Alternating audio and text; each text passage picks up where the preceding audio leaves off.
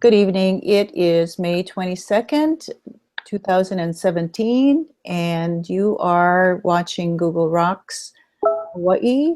And It is May Anne 22nd. I'm getting some feedback. Sorry, Nope. is that me?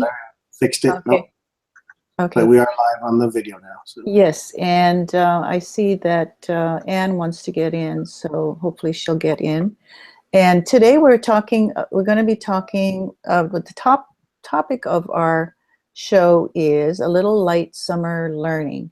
And how it came about was Anne Tarige, who's a regular on our show, who has been lurking lately. She's in the background.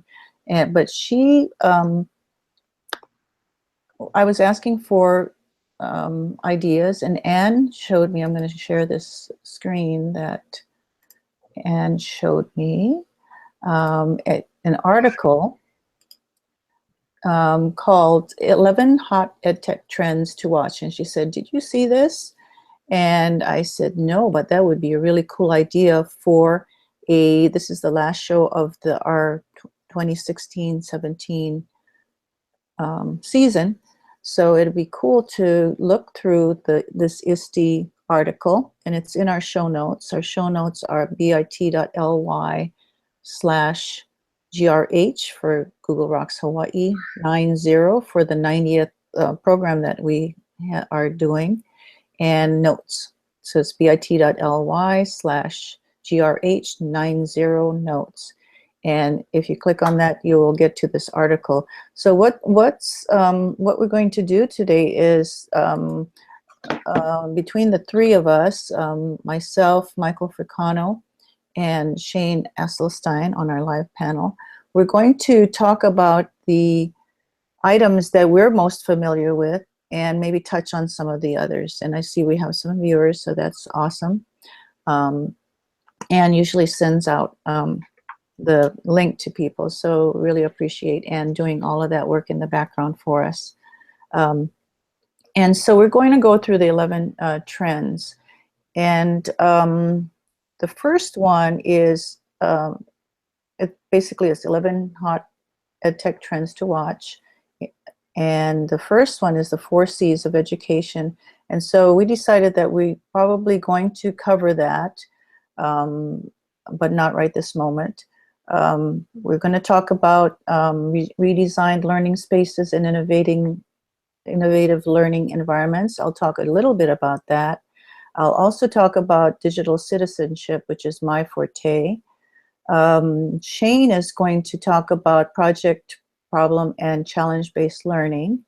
Michael, who's an expert at maker spaces, is going to talk about trends to watch for maker programs and activities. We're going to skip professional learning models and coaching practices for now, although we'll probably touch on that. Computational thinking, coding, and robotics is right up Shane's alley, so he'll fill us in on that.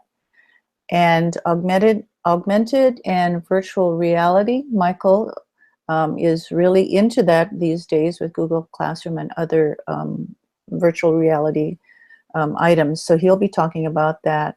And we'll also perhaps touch on personalized learning. It probably will come up as we talked about project-based learning, for instance. Leadership and teacher leadership, we may or may not get to that. And then best practices. So I think we've covered, between the three of us, most of the subjects quite well. So I'm going to look at, I'm going to cover really quickly something I found on redesigned learning spaces and innovative learning environments. And of course, with I just renovated our library at school, so this is a topic that I'm kind of familiar with. And so let me share with you the link on the show notes called the Science of Effective Learning Spaces. And this is actually not that new, but it's from Edutopia, not that new in internet time, which is always very, very long if it's a couple years. But I liked it because there's a lot of talk about, from the educational perspective about how learning spaces affect children. And I believe that, but I thought this was an interesting article because it talks about the science of learning spaces and how, for instance, daytime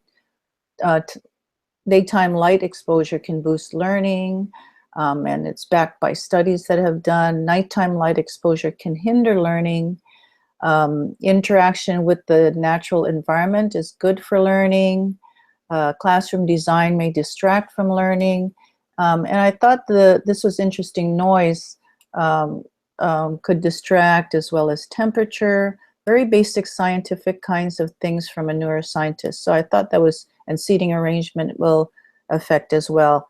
And this is, I thought was a quite interesting article that people could look at and maybe pursue later with these hashtags at the bottom: learning environments, brain-based learning, and student wellness. These are all hashtags that, or Google searches that you can do later if you want to pursue something along these lines.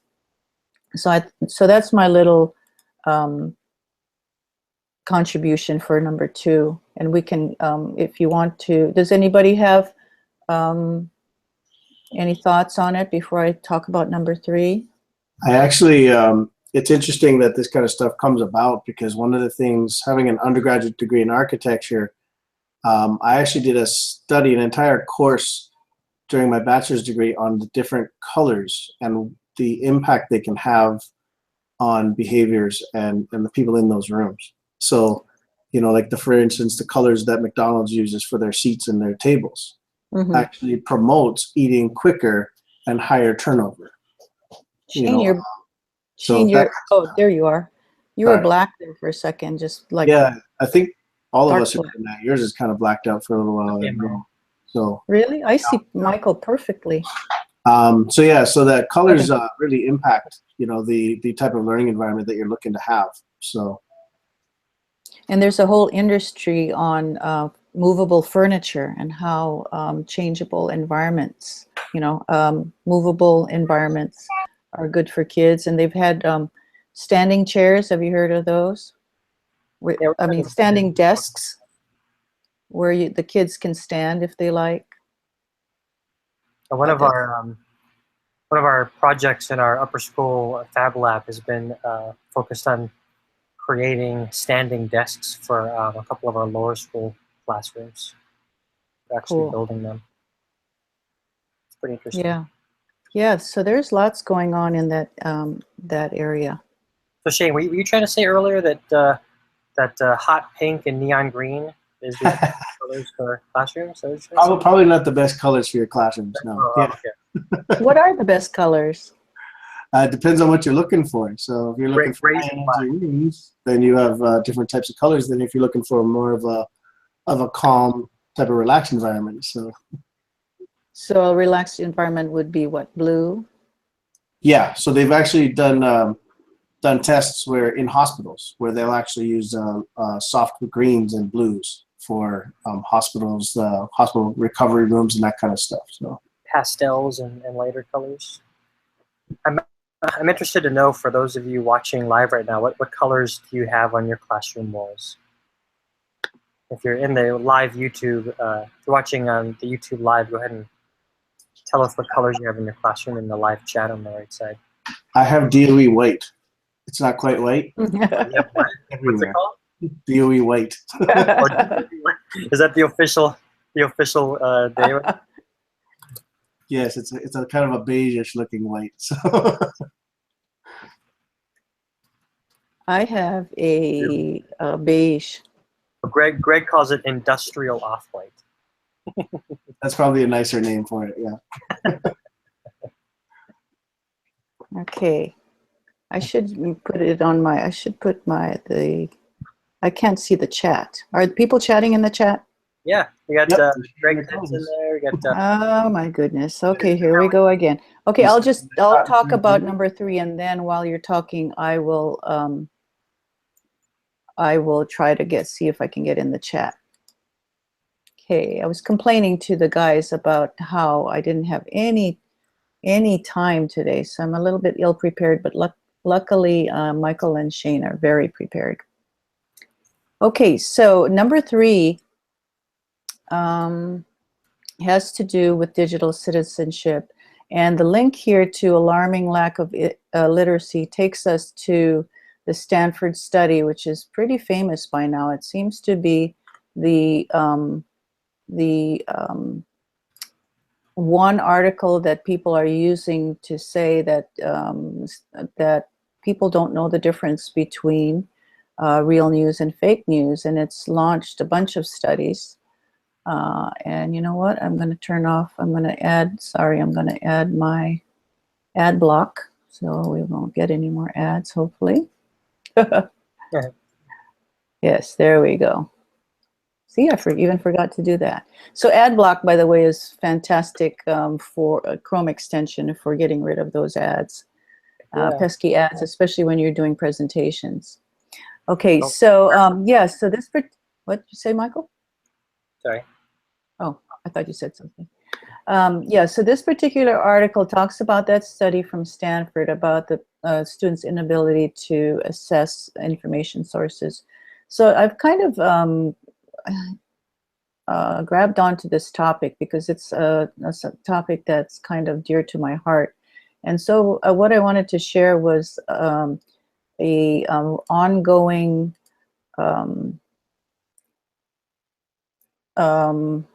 collection of fake news articles, because fake news articles. So this means not fake news that are fake, not articles that are fake, but all about, these are recommended resources for teachers about fake news so that they can hopefully get to the core to what's going on and be able to share what they've learned and learn together with the students about fake news. And so if you notice, this was actually written in December 27th of 2016. And so as I'm continually looking for information about fake news, in fact, Michelle Colt and I will be doing something on fake news. She's the one who has the proposal. She's the lead, but I will be helping her with the fake news session at the Schools of the Future conference in October. So both of us are very, very keen on learning about it all the time. So as late soon, or is close as November. So oh my gosh, May 14th. I think I have a thing with numbers too. May 14th, I've added things. So what happens is I'll say what I added. And I've actually made kind of almost a political comment at the top here about what I think fake news is. And it has to do with a code of ethics for journalism rather than all of the different things that people are saying from right and left. And what I base this particular collection on is basic journalism code of ethics as protected by the First Amendment. So there is hopefully a centrist kind of bent to this. And I recommend all sides for it as well. Okay, so it is categorized into history. So there are 5 articles on history, and that was updated up to April. And then this is like a definition of fake news. So all of these, this actually goes on for quite a while, and the last update was in January. But most importantly is how teachers can take action in the classroom, which is very, very important. And the very first one is something by Joyce Valenza, who covers pretty much everything. She's a super duper librarian, my hero. She covers everything about fake news and how librarians can teach digital literacy. But it's not only for librarians, it's for teachers as well, regular classroom teachers as well. Librarians are teachers, just in an open environment, not in the classroom. And this goes on for quite a while, chronologically, including a podcast kind of that you can listen to. There's a poster-like thing that you list that you can share with your kids. Lots of resources for dealing with fake news in the classroom, and it goes on and on and on because I have been keeping track for this for a while. I think this is the best of the best. And then after all of the classroom help, there's some trusted sources that you can look at, like factcheck.org. The News Literacy Project is huge for keeping track. And then I added this actually pretty recently, all the live guides that the librarian authors are doing, making guides for kids. A lot of them have overlap, but a lot of them are also university. I did one for Seabury as well, just because it's unique to our school. But you can go to these different live guides and see what's available. And then I mentioned Joyce Valenza again. This is, I don't know if you're familiar, this was a chart that Vanessa Otero made. It's a news chart, and it is, she investigated all the different news sources over the course of 3 weeks and came up with this great chart. It goes from, on the side, from sensational or clickbait all the way to complex, and that's on the y-axis. On the x-axis is liberal to the left, surprise, surprise. This is the center, and conservative to the right. And so this particular chart is a great start for getting news that's either, you can kind of tell where the sources come from. And there's something called a silver circle. I call it a silver circle. These are what I consider safe. I'll open it up a little bit. Safe, maybe you can see it a little better. Safe, relatively middle of the road kinds of sources that will give you good information, like NPR. And these are all of course, arguable, but AP for sure is just a report of news, as is Reuters. So I thought that was pretty valuable. And I think it does behoove us to keep track of these, of fake news, and make sure our kids know the difference. And so, yes, everyone should stay vigilant. So that's my contribution to the fake news dilemma. It's more than a dilemma. It's kind of almost a cultural phenomenon right now. So if you want to keep up with this, you can get it at Maui Librarian 2. Just all you have to do is Google it, and I made a page to fake news, so it's right there. Any comments? It's a very thorough resource, Linda. Yeah, it is. I've had a lot of people say that they're really happy that I did it. And they're using in their classroom. So that, to me, is like super amazing and wonderful. Yeah. I wonder, I mean, aside from students needing to evaluate sources, information related to school-related projects and research, I wonder how our youth are getting their news nowadays. Because I mean, obviously, our students aren't using Facebook like we use Facebook, and that's Right. where I get the most of my news from. And that's been, it's been sort of at the forefront of where fake news has been coming from the past. Right. Social media. I wonder where our students are getting their news from when they use. I think I should have asked the students more thoroughly, but I asked a couple of kids and they said Instagram. I guess there's a story portion of that, and also from each other. I mean, there's like, I don't know what it's called, like those Instagram, like, what's that thing at the top? The stories. Yeah, the Instagram stories. Right. And I guess, I mean, if you're following, I don't know, I don't really follow news organizations on Instagram, so I'm not really sure what kind of news Mm-hmm. they're putting out, or what kind of news, or I wonder what our students even deem as news, right? Right. or if they care, correct. Yeah, Like it could be the latest celebrity. yeah, like the latest Uh, celebrity news, movie yeah. news. Although, you know, that tragedy today with that concert, you know, has to do with the star that the kids are interested in, and they knew about it right away.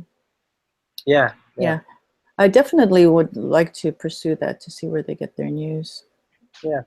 But what like that, it's like I would think like the news that you would get from Instagram is very different from the kinds of news we gain from Facebook. It's more like articles, right? Where Yes. news is centered around the whole article writing or the opinion piece writing, Hmm. whereas Instagram is more visual. It's video. It's pictures. And it's little bites, Yeah, and it's little very bites. much in depth. Yeah. We I think actually, it's pretty important that we have to get them to go beyond just that as a news feed. I mean, something that they're interested in, pushing beyond just that initial Instagram or Facebook type of post to see what more information they can find out from it.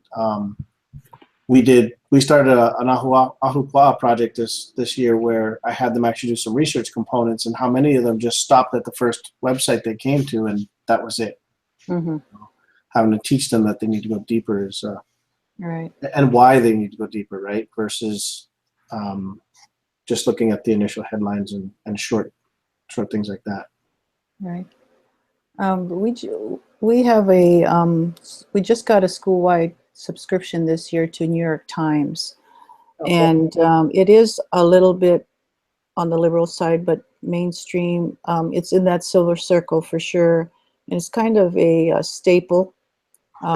And they have a learning network. They have the reason we got it is because it has a lot for the different departments, and I think the key is to show the kids, you know, articles, whether it be in New York Times or in Instagram or whatever it might be, and actually have them interpret what they see, give them examples, and because they definitely would not unless they were, well, that's a generalization, but generally speaking, the teenager does not read New York Times or, you know, Star Advertiser or Wall Street Journal or even People Weekly. I mean, it's a different generation, but having them look at what they read and interpret, that's the key. Knowing the difference, yeah, between and how to find that. Who's really paying for this? And what do they want? I added a link there to your section from Common Sense Media. We've talked about their tools before, but there's Yes. several fact-checking tools for teens and tweens there that they can use. Yeah, I love Common Sense Media. It's awesome. Okay. I am going to, my screen is going to have the trends. So I can be your Vanna White as you talk.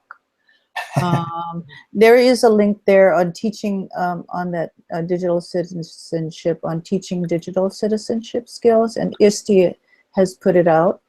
And hopefully it'll come in a second. And so they have a guide to find solutions to digital citizenship problems. It's 2016, which is, I guess, eons ago as far as internet goes, but digital citizenship and being nice to people and all of that is pretty much timeless. So I think I would recommend you looking at that. Okay, enough of me talking. Now we're going to go and talk about project. Shane is going to try to tell us the difference. He said he'll tell you about it, but sometimes those words are confusing to people. So go ahead, Shane, take it away. You're still black on my screen. I don't know. Michael, are you? Hold I'm on a seeing second. you as black too, and then if I click on Michael, he's black. So I don't know. Oh, okay. So hopefully the viewers are getting what they should be getting. Yeah, I think Hopefully. we're okay. Yep. Okay. Okay. On Good. the YouTube channel, it seems to be okay. Just in the actual Google. Okay. Okay. Good. Yeah, so what you'll find here in the notes for project-based learning, a couple of articles. One is actually project-based learning versus problem-based learning versus X-based learning. X-based learning, if you clicked on the article, it actually talk about things like case-based learning, challenge-based learning, community-based learning, game-based learning, all this kind of stuff. I would personally consider myself to be a project-based learning type person. Most of my Minecraft stuff is based in that. A lot of them have very similarities. They all come, apparently, stem from the inquiry-based learning. And then each of them is kind of just almost linked to a timeline, so when it was first released. So that's why some of them seem older and more established than others, but essentially a lot of them are the same thing, where they want to get the critical thinking, problem solving, communication, collaboration, a lot of what's on actually the trend list number 1, which is the 4 C's of education.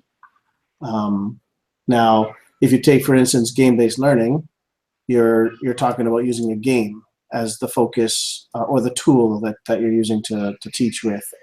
Project-based learning, some argue it's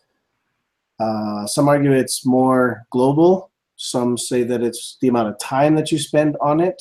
I think what's really interesting about it all, after reading so much about it the last couple of days, is that it really just matters about what you're doing. What you call it is kind of, I don't know, it's just kind of not really all that important, really, in a sense, because obviously you go to apply for something like ISTE and Schools of the Future, they're going to want to know what kind of X-based learning it is. But would you agree, Mike, that it's kind of, there's a lot of similarities between all of these things? I mean, we've all done this kind of stuff or some version of it, and it seems to me like there's a lot of similarities between all this stuff. And anyway, the article has a really great chart that'll show you the differences between project-based and problem-based. So in this chart, it says project-based is often multi-subject, and problem-based is more often single subject. Things like this may be lengthy for project-based, but problem-based tends to be shorter. Problem-based tends to use a lot of case studies, versus project-based will use scenarios that are created. So it seems like very small changes in what it is. And I guess if you were an expert in one of these things, you might argue it a little stronger than I am. But to me, I think a lot of it just has to do with how you want to teach it. So that doesn't sound like I gave everybody a lot of extra information there, did I? My second link there is the as a gold standard put up by BIE, a gold standard PBL, essential project design elements, which is actually really interesting. So talking about student learning goals, if you read the article, it talks about essential design elements, the authenticity, the challenge, problem, or question, sustained inquiry, student voice, and reflection.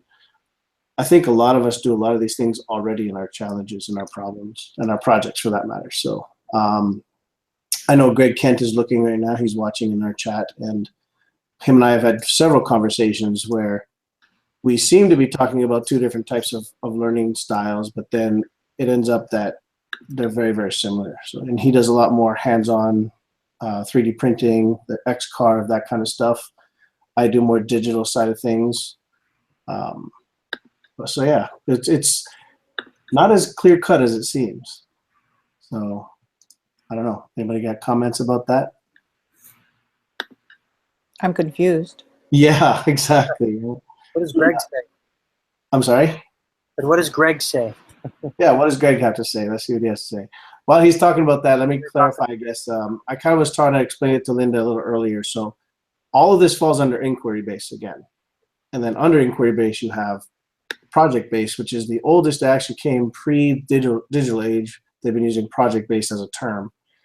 Underneath project-based comes in problem-based and challenge-based. So that's what I mean when I say like by a timeline. I think Greg might have fallen asleep. It's late for him. Maybe we lost him. Maybe, yeah. So Mike, you do a lot of projects with the kids. What would you say you do most? Is it project-based? Do you find it's problem-based or challenge-based? Um, I kind of dabble in both. I think in my Make It 101 class, I do some projects. I mean, it's all project oriented. Right.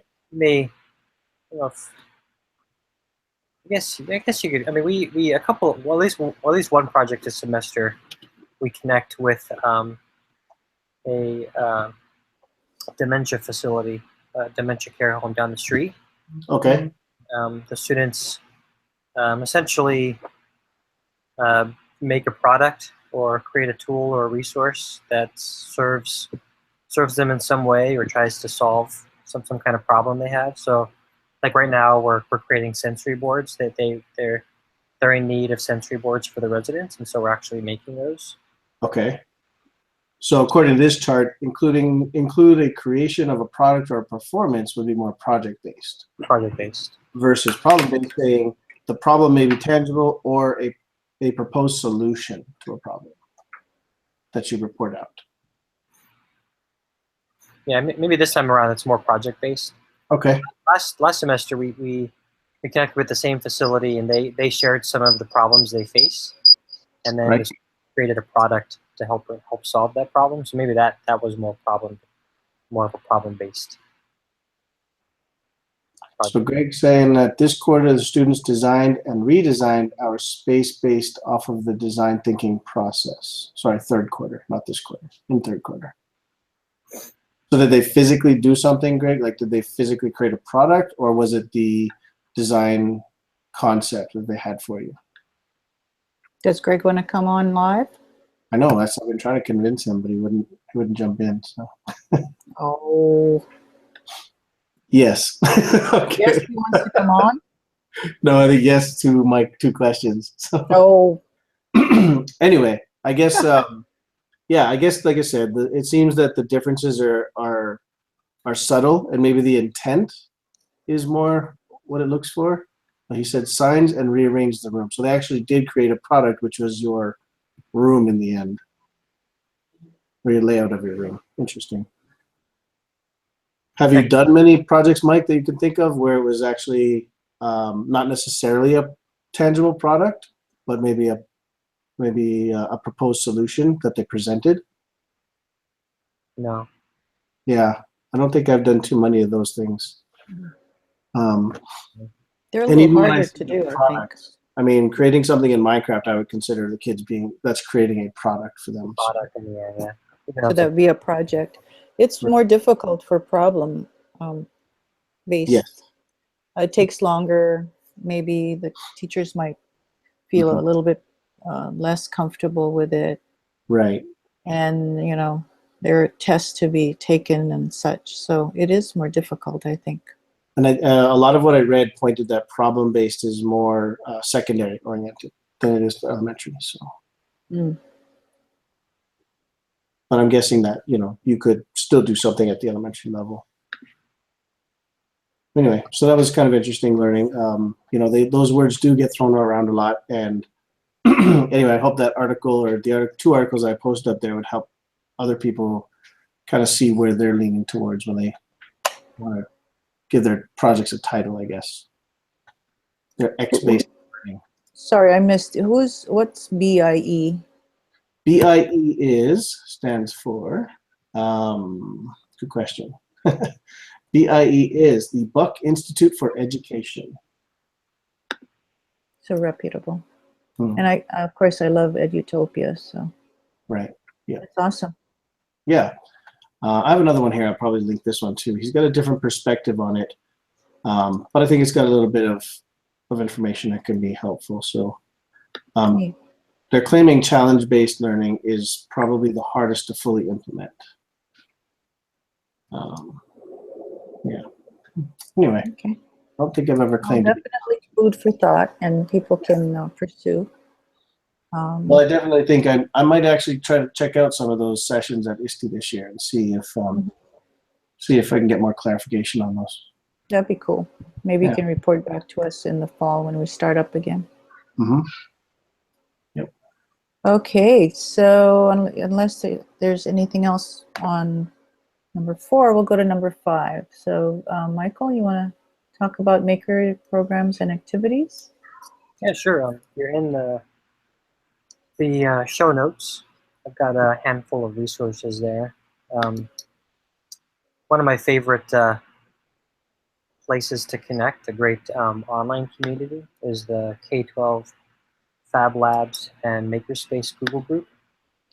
It's a pretty active community of people that are either incorporating MakerEd in their classrooms or are directors or coordinators of makerspaces in their schools or makerspaces in their communities.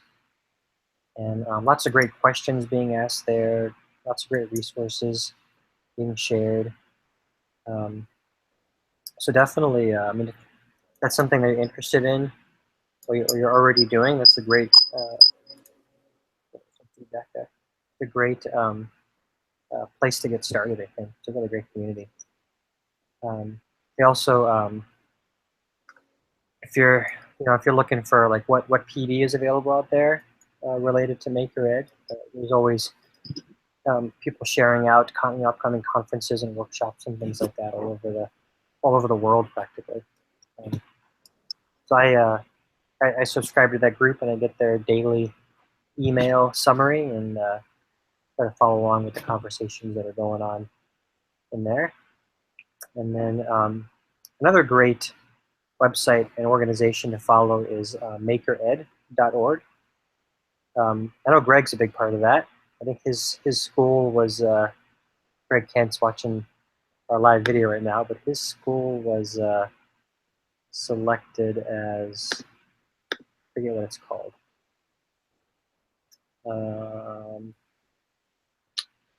Greg, tell us in the chat how your school is involved with MakerEd. Forget, but his school was selected as I don't know. Like And what school is he at? Did he mention what school he's at? He's at Kailua L. Okay. Yeah, he's got a great makerspace at his school. And I know his school is has some type of partnership with MakerEd, I believe. Okay. But really great. Their whole mission and goal is to provide trainings, resources, and community support around MakerEd in your schools and community. And so they've been developing paid online courses. I've got a link in there for what they call free bite-sized online PD. It's sort of like mini self-paced professional development around different topics in MakerEd. And they're delivered in small chunks, so it doesn't really take you don't need to take a lot of your time in order to move through that. Thanks for showing that, Linda. They've got some great books and things. One of my favorites, I haven't actually gotten into it yet, but you can get their practical guide to open portfolios, and it's a book that you can purchase, but they offer the PDF download completely free, which is really awesome. I mean, most of the resources they're creating are free resources. And so one discussion we're having at our school is really how do you get students to document and reflect deeply around the projects they're creating, and how do you get them to create effective portfolios, portfolios that can follow them to college and their career. So this whole guide is aiming to try and help schools find a path for that. And so I know they did some professional development last year where they, not necessarily professional development, but they gathered a bunch of educators from around the nation to sort of feel like a think tank around this this idea of creating portfolios in the makerspace. And so this I haven't read it yet, but it seems like it's a really great resource. It's something they're constantly building upon. And it's 61 pages, so definitely doable. What's that? It's 61 pages, so it's not crazy long. Yeah, yeah. The nice table of contents here. Yeah. So they got some great examples in there. Some ideas for the types of tools you can use to capture learning and to capture and to document the process along the way. And Nice. Yeah, so that's a really good resource. And then we got some other resources and books, and I think a couple of some people we know just came back from, they have these what do you call them, Maker Ed convenings. What is it called? What it's called? Where's it at in here? Convenings? Yeah, it was just on it, and then I lost the place. But it's like a gathering of Maker Ed educators, you know. So they pull them together, create this great professional development opportunity. I know, I think Liz Castillo and a couple of her colleagues from Punahou just went to that. Greg and I will be attending the TCEA Learning Academy one, the Makerspace, on the Saturday before ISTE. Oh, cool. Check that out, yeah. Awesome. Is that on the Sunday? That's on the Saturday, actually. Sorry, Saturday. 2 days before ISTE. So it's Makerspaces with Impact, integrating core content, creativity, and imagination. Cool. Yeah. Neat. Yeah, so some things to check out there. What about your Make It 101 course? Oh, yeah, so that's a course that I teach at Iolani School. It's a high school course for 9th through 12th grade. It's sort of like an introductory course to our makerspace, our upper school fab lab. And so I've got a link to my class website there. And it's a semester course. We typically get through about 3 projects in a semester. And you can actually see, if you click on the project, if you're on the page there and you go to the project schedule, you'll see the 3 projects laid out there. So we typically begin with what's called a monobox powered speaker project. So they actually learn some basic electronics. They build their own circuit board. They learn how to design and laser cut the box. And they essentially build their own portable speaker that you can plug into your iPad or your phone or whatever to play music. And then the second project we had a lot of fun with this year. It's a project that I actually borrowed from Bill. Let's say his name. He's from your school, Linda. Bill Levine. Levian. What? Levian. Bill Levian. Yeah. Yay for Bill. Yeah, I met him at last year's Schools of the Future conference, and he had a project on display where the students 3D designed and printed their own sort of like a connector set using everyday objects like CD cases or pencils or popsicle sticks and things like that. I thought that was a really great idea to introduce students to the concept and the ideas around 3D printing.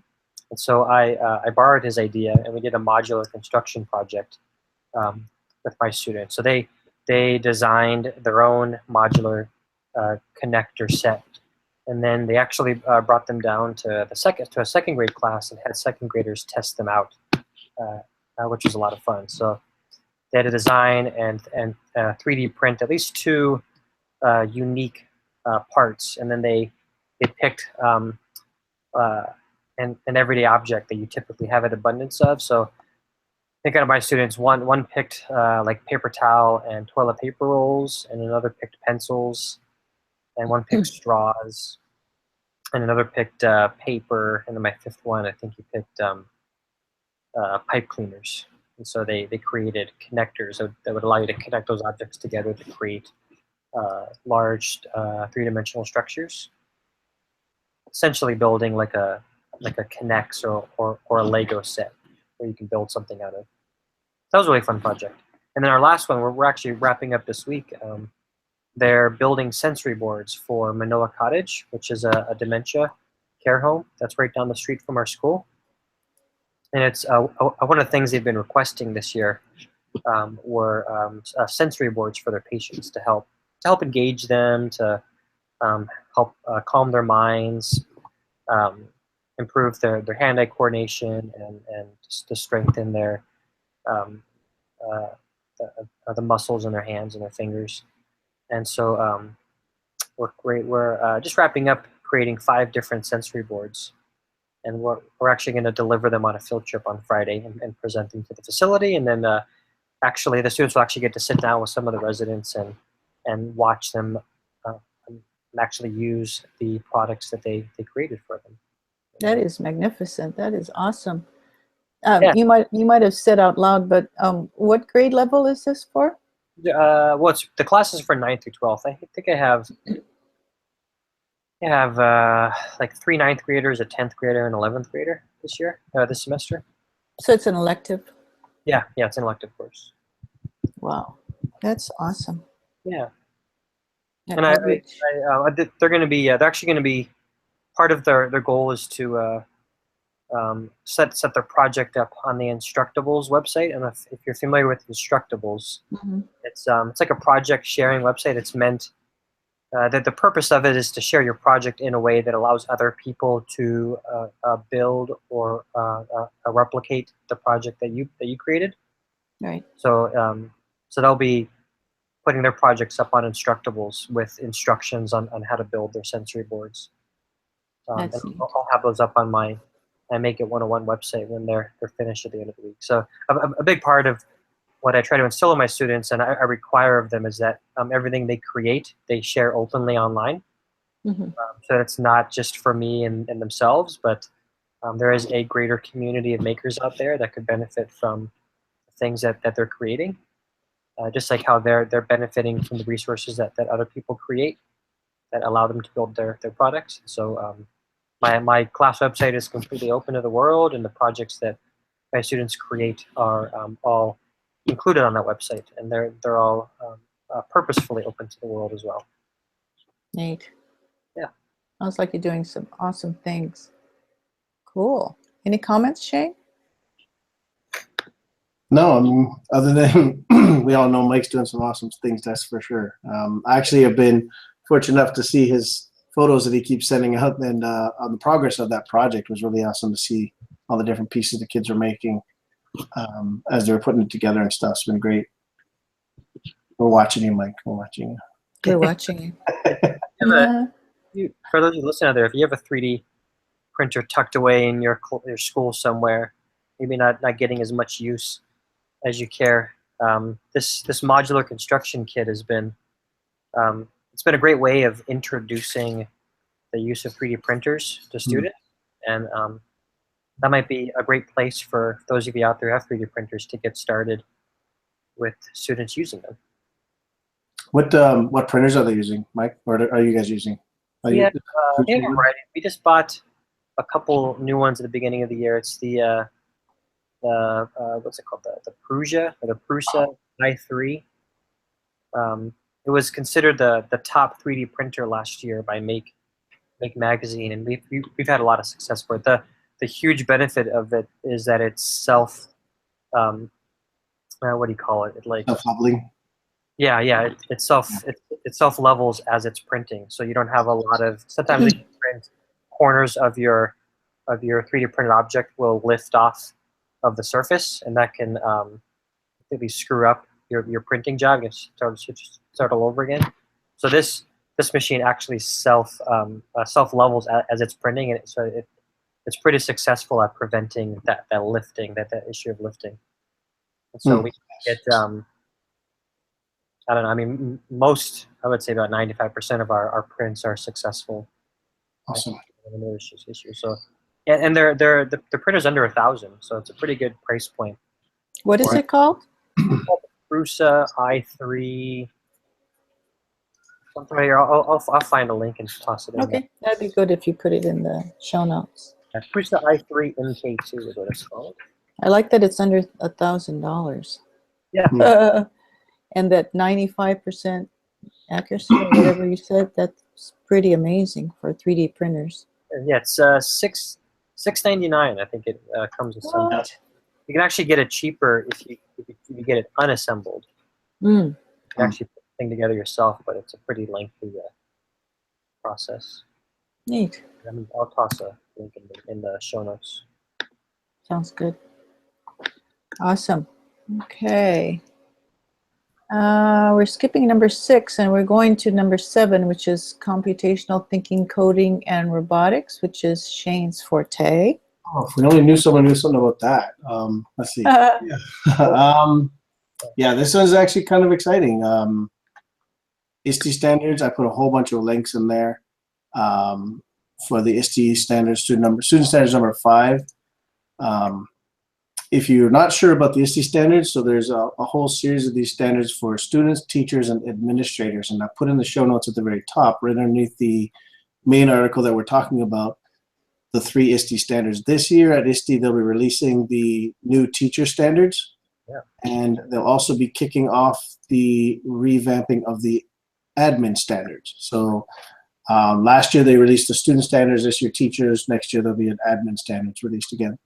And it's kind of interesting because there's a lot of people who don't realize that there are actually some standards for teachers and for administrators, not just our kids. So it's pretty interesting to take a look at those kinds of things and see.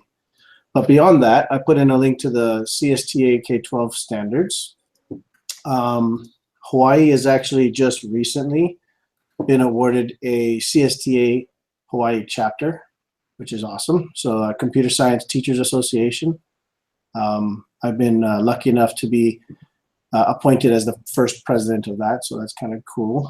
That'll be interesting to bring all those resources together for computer science. And that goes from K to college level we're going to be working with. So K-12 computer science framework is up there as well.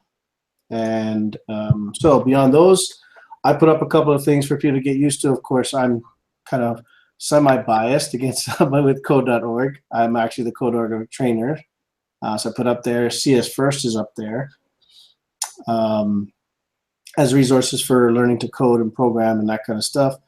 One of the things that we did this year, and I actually noticed on the article, Linda, that at the very top, they have a picture of the dot and dash robots, which is kind of cool because we actually have a set of those and we've been using them. I've done a couple of sessions actually at different conferences this year on using those for computational thinking. I just did one at the Hawaii STEM conference, which is sponsored by Women in STEM or Women in Technology. Mike and I have worked with them in the past, and they're great people doing some great things. And I actually did my lessons that I use in my my 5th grade classes, who I used it with, my 4th and 5th grade classes, but I did them with middle school and high school kids. So I gotta say, for a little bit, I was a little bit freaked out by that, because I thought they were gonna look at this and go, we're not really interested in playing with these baby toys. Because if you look at them, they're baby blue colored and they're bright big buttons and all that kind of stuff. What was interesting is how interested the kids got and engaged in completing the challenges because of how much they had to think differently. It wasn't linear thinking. This computational thinking of, if you're not familiar with computational thinking, essentially it's ways of breaking down very large problems into much smaller problems that are solvable using things like abstraction, pattern matching, and that kind of stuff. So when you teach kids this kind of stuff and you teach them how to break down problems into smaller problems, it's amazing how much they can accomplish. And so Wonder League does a great competition each year where they put out 5 challenges. And so we tried that this year, and I got to admit, even though my kids are working with computer science, they found it rather challenging. So so computational thinking is definitely, I love that it's actually on the board as one of the things they're looking at. Coding, of course, and robotics. So Jake Lee, who no longer is in Hawaii with us, but he did a lot of that kind of stuff with his 1st graders using the same tools, which is great. So I can, Anne, and I will be doing that huge announcement as the president. I will get out an email and we'll have our website up, but we're actually waiting for CSTA to provide us with some materials. They want us to use a certain logo and that kind of stuff. So once I have all of that, I'll definitely share all that kind of information. Sorry, Anne's question was, Shane, can you share the CSTA info with us? Teachers. We will be looking to do a huge membership drive, so any computer science teachers would be more than welcome to come along. We have Doug Keong is our vice president. We have Brett Tanaka from the DOE is actually our treasurer, and David Thompson is our secretary for our executive board. So we'll definitely get more information out on that. Let's see. Minecraft made a great, huge, I'm a huge Minecraft fan, and so they made a big announcement in last week. They have now got Code Builder. I guess I can show these websites. Or actually, Linda's doing a great job showing the websites. So. No, you go ahead. I'm trying to keep up with it. You can share if you like. Sorry, no, I'm just going through the links. I know we're already at an hour, so. But anyway, Code Builder. So Linda's got the picture up there, which is awesome. So you can actually be playing Minecraft Education Edition, run Code Builder, and be running code that will actually be applied into the game, which is pretty awesome. That's really cool. Yeah, so it's a new release. Another fantastic thing that we've been able to do with help out. I was able to test Code Builder before it was released. Absolutely interesting to see the way that they're integrating coding for that. So it'll be compatible with Tinker and ScratchX, and they have their own proprietary. What does that mean? I'm sorry? What does that mean? It'll be compatible with Tinker and Scratch. So you'll actually open up those applications and code there, and then bring it into the game. So you'll be able to export out of Tinker or Scratch. It runs a program called Code Builder, and that's the API connection. So, yeah, cool. Check it out. It's. I mean, you guys have. I think Gabe has. So it's pretty awesome. Yeah, it's going to be pretty cool. It goes beyond. I don't know if anybody that's watching has ever used the Minecraft EDU version, which had computer craft, and you controlled a turtle. In this version, you actually control a little agent. He's about a half-size Minecraft guy that runs around, so he's actually pretty cool. Anyway, it was brand new. It's been out for about a week and a half, I guess, officially, maybe a week now. We'll be doing some stuff at ISTE with it and showing it off, kind of seeing what kind of things are out there. Just one more way to get Minecraft into that classroom. Yeah.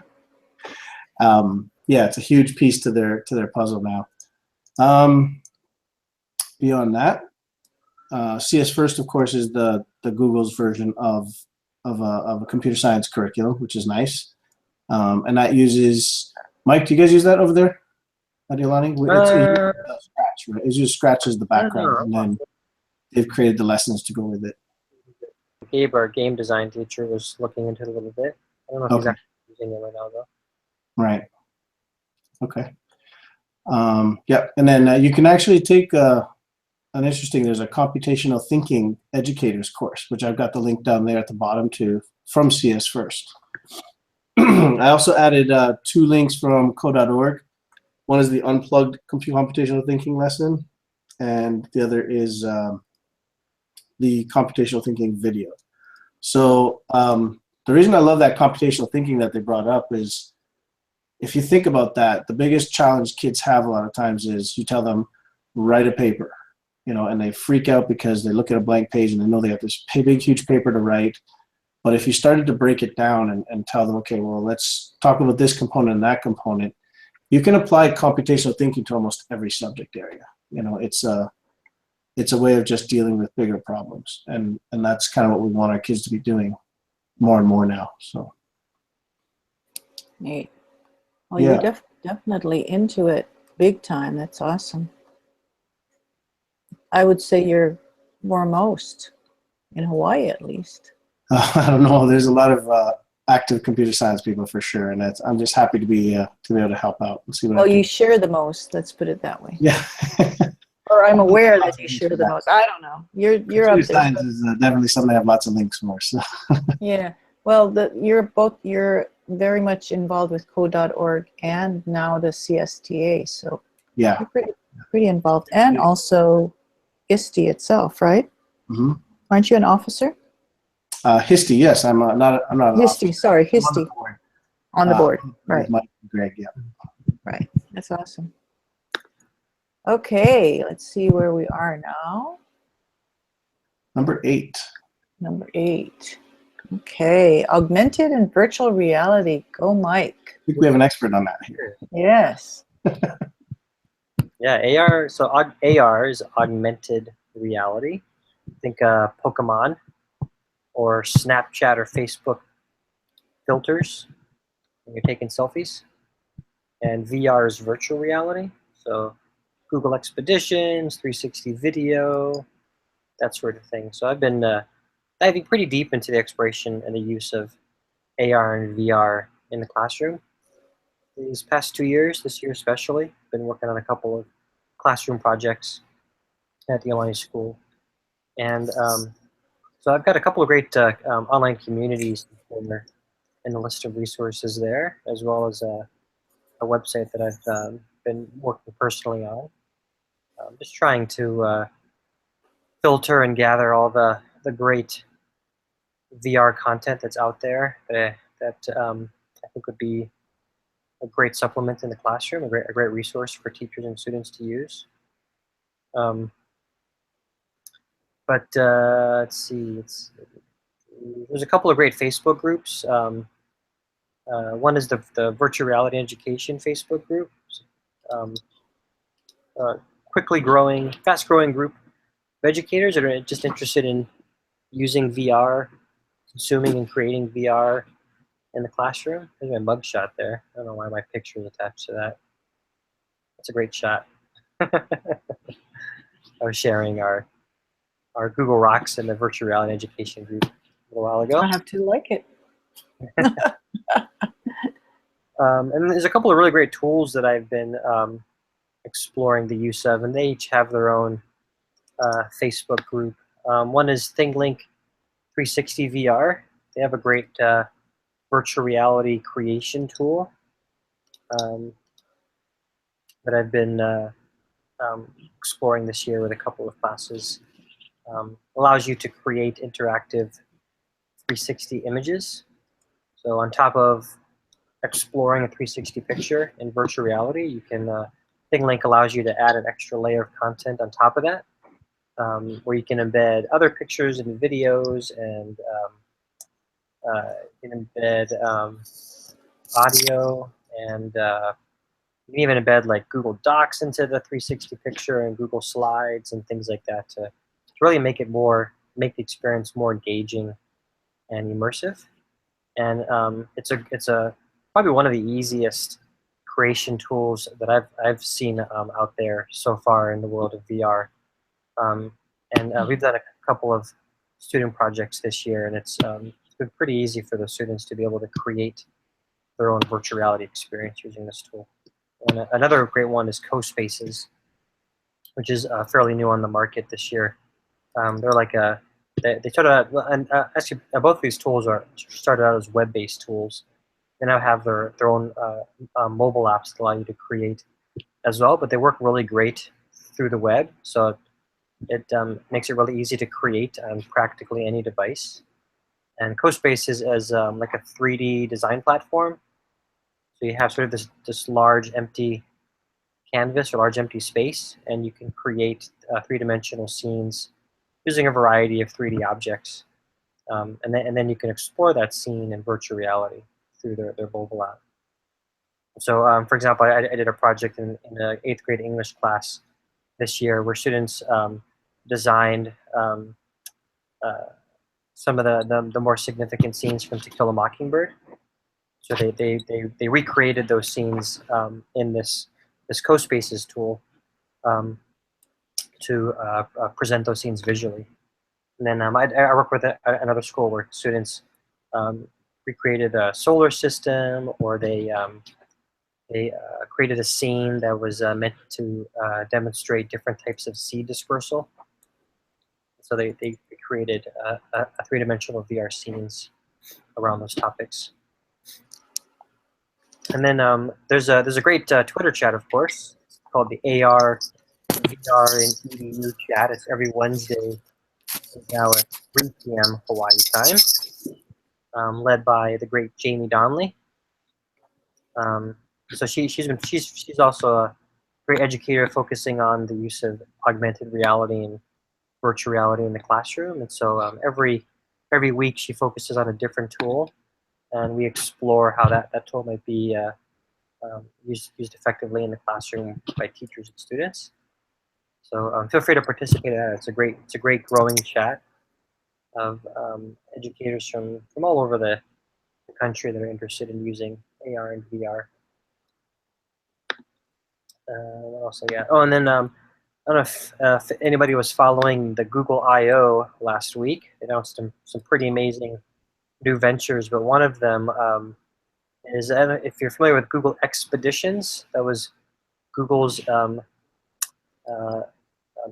venture into virtual reality in the classrooms. They created a free mobile app that allows teachers to guide students through a 360 virtual reality field trip, and they're taking that into the augmented reality side now. And actually had the privilege of testing out this tool at my school over the past 2 months, and it's got a lot of potential. And essentially, as you can see in if you watch the video on the page there, the way the tool works right now is you hold up these sort of selfie sticks with these phones attached, and the app uses the camera to see the real world in front of the students. But what the app does is it places three-dimensional objects within that physical space. And then because it's a 3D object, the students are able to physically move around that virtual object and explore it in great detail. They can step away and see sort of its large scale, and in some cases they can actually physically step forward towards that virtual object and see it in greater detail and in its many layers. And it's a pretty amazing. It was a pretty amazing tool to test, and I can't wait for this to become a public tool eventually. But they just started their Pioneer program, so if any schools are interested in signing up and testing out this app in their school, you can actually sign up, and they'll, just like they did with the initial Google Expeditions Pioneer program, they'll visit your school with the tools and the resources necessary to test it out in your school's classrooms. It's a pretty cool tool, I think. It's got a lot of potential for the way we can use augmented reality in the classroom. Cool. And you're going to be doing some virtual reality workshops during the summer, right?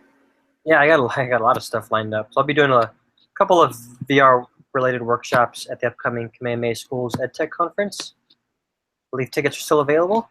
Those of you here locally, it's a great conference at the beginning of June 6th and 7th, with a free unconference on the 5th at Kamehameha School. So I'll be there, and then I'll be at ISTE with Shane and the gang. I'm doing a 3-hour VR workshop, and then a virtual reality session on a BYOD session on VR as well. And I think I'll be in the CoSpaces booth, supporting them, sharing some of the projects I've been doing.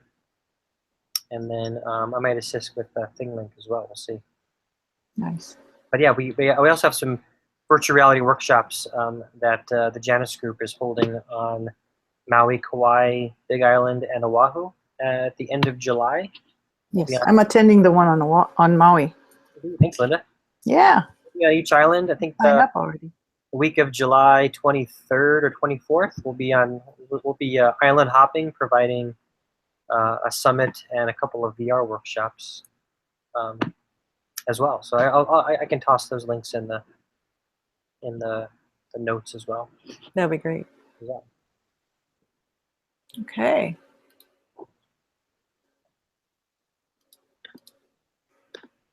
All righty. Personalized learning. Yeah. Leadership and teacher leadership. These are pretty basic things that you can pursue. We're not going to talk about them today. And I think we have covered so much. And thanks to Shane and Michael, who are very, very much experts in their field and are willing to share all the time. So this particular show notes is the best of the best, because picked out especially for us, curated. So a lot of the information is available here that you can just use as your springboard for a little bit of summer learning this summer. Lots to to explore, and both Shane and Michael said they're going to be adding links as well. So, Mike, do you know if there'll be an not at ISTE going on again this year? Well, I most certainly think there will be.